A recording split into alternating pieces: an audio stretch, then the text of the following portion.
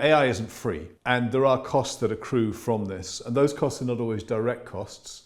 Those costs are sometimes the cost of implementation of the AI, because sometimes you can buy it off the shelf and you can say, okay, this is going to perform the task I want it to do.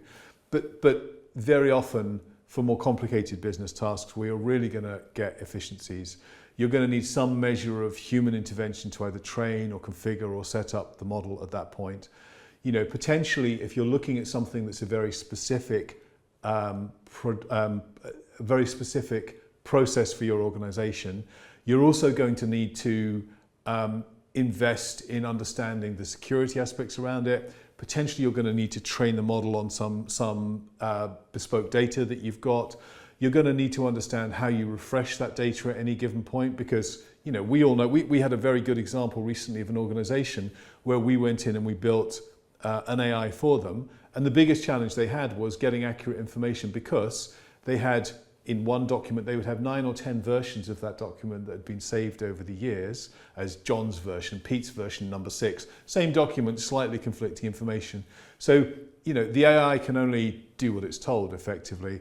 So you have to go through and make sure that when you're looking at the efficiency project, that you are understanding all of the elements that go into that.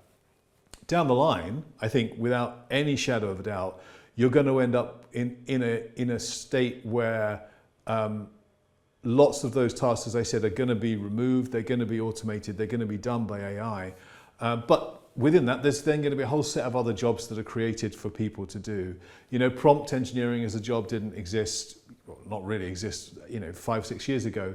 AI security, AI governance experts, understanding the legislation, all of those jobs are around it. So those efficiencies you're creating are great, but you do have to have a view of the bigger picture as well. Yeah, it's more change. It is, exactly. And that's difficult to manage as well, because you're introducing this system which is going to replace this tedious job, but there's a crossover period of that process that has to be managed just like any change management process inside a big organization as well.